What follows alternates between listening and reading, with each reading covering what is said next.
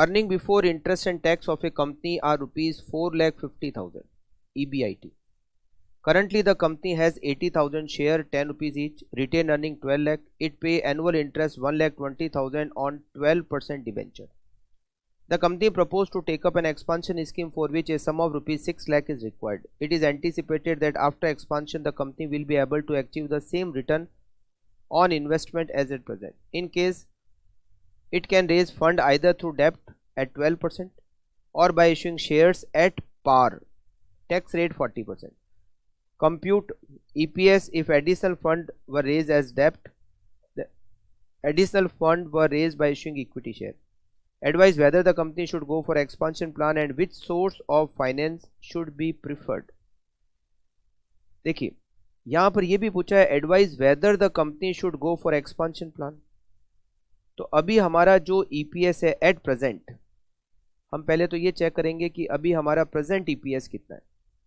फिर हम एक्सपांशन करने के बाद जो दो प्लान दे रखे हैं उन दोनों का भी ईपीएस निकालेंगे.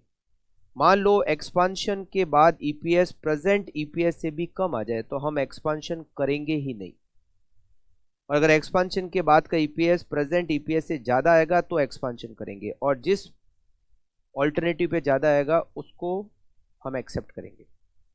तो पहले तो हम एक काम करते हैं, प्रेजेंट ईपीएस निकाल लेते हैं. प्रेजेंट ईपीएस, अभी हमारा जो EBIT है वो है 4,50,000. अभी हमारी एग्जिस्टिंग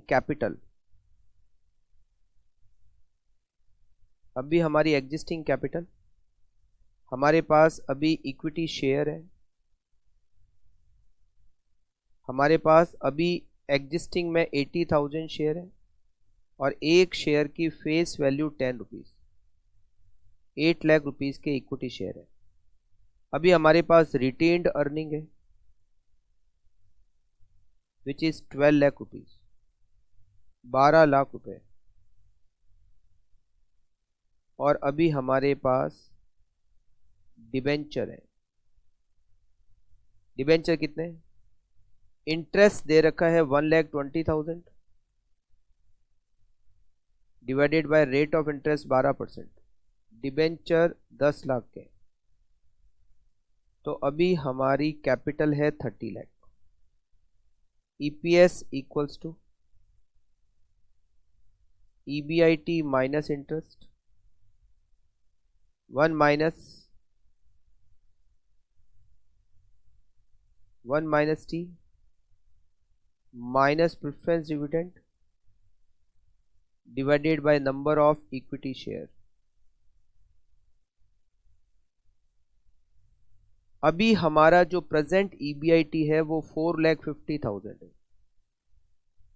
प्रेजेंट इंटरेस्ट 1,20,000 है. टैक्स की रेट 40%, 0.4. प्रेजेंट में प्रेफरेंस डिविडेंड नहीं है और प्रेजेंट में हमारे शेयर्स हैं 80,000. 450 minus 120 multiply by 0.6 divided by 80,000. Present EPS 2.475. अब कैलकुलेट करते हैं EPS आफ्टर एक्सपांशन. एक्सपांशन करने के लिए हमारे पास दो ऑल्टरनेटिव है. ऑल्टरनेटिव फाइनेंसिंग प्लान, हमें टोटल 6 लाख की रिक्वायरमेंट है और इसके लिए हमारे पास दो ऑप्शन है. पहला ऑप्शन कहता है लोन ले लेते हैं 12% डेप्ट, और दूसरा ऑप्शन कहता है इक्विटी शेयर इशू कर देते हैं. 6 लाख की रिक्वायरमेंट है. फर्स्ट ऑप्शन में 6 लाख रुपीज़ का लोन ले लेते हैं, रेट ऑफ इंटरेस्ट 12%, और सेकंड ऑप्शन में 6 लाख रुपीज़ इक्विटी शेयर से अरेंज कर लेते हैं. ये हमारी additional capital 6 lakh. Issue price पर शेयर, हम जो शेयर इशू कर रहे हैं वो सेकंड ऑल्टरनेटिव में, और लिखा हुआ है शेयर को पार पे इशू करना है, par value 10, additional number of share, additional number of shares first option में नील, सेकंड ऑप्शन में 60,000,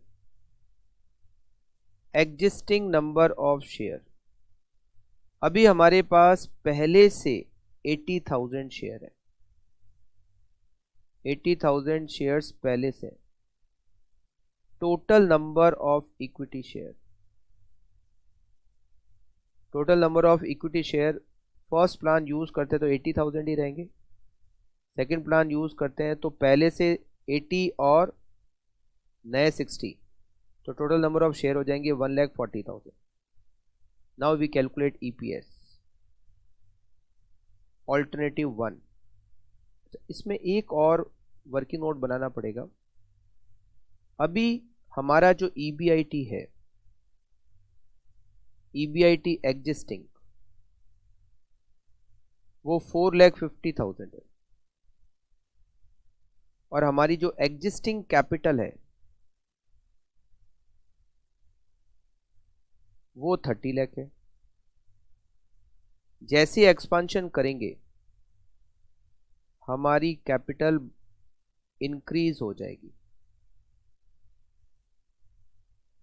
अभी 30 लाख है, हम एक्सपांशन से 6 लाख और अरेंज करेंगे तो हमारी total capital after expansion 36 lakh हो जाएगी। तो हमारा ईबीआईटी भी इंक्रीज होगा।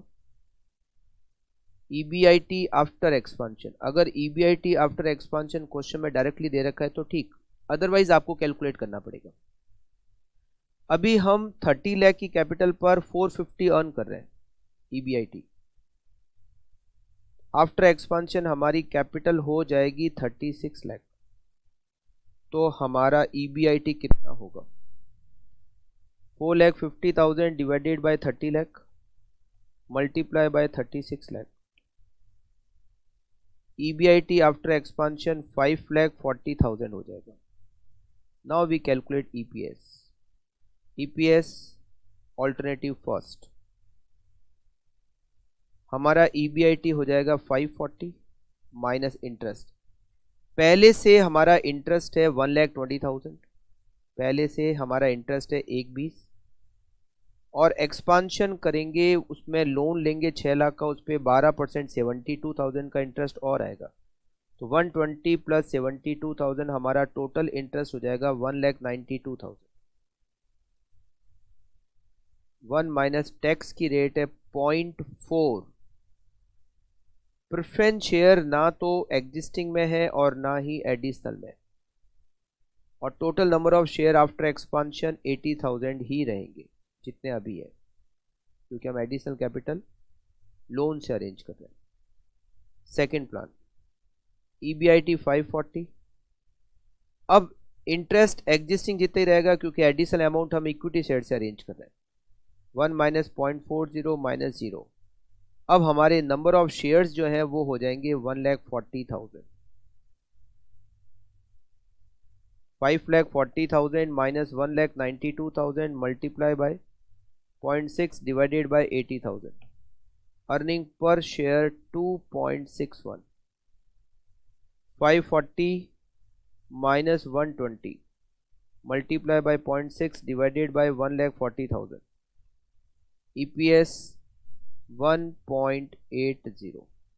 अभी एग्जिस्टिंग अर्निंग पर शेयर कितना है? 2.475 है। अगर मैं एक्सपांशन करता हूं तो मेरा earning per share first plan में एग्जिस्टिंग से भी ज्यादा हो जाता है, सेकंड प्लान में तो एग्जिस्टिंग से भी कम ईपीएस है। तो इसका मतलब है मुझे एक्सपांशन करना है, क्योंकि मेरा ईपीएस एक्सपांशन के बाद में बढ़ जाता है और मुझे प्लान फर्स्ट को एक्सेप्ट करना है। Company should expand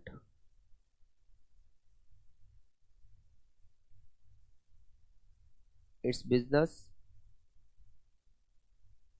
and plan first should be accepted for additional capital। जो एडिशनल कैपिटल चाहिए उसके लिए अरेंजमेंट कैसे करना है, प्लान फर्स्ट के अकॉर्डिंगली करना है।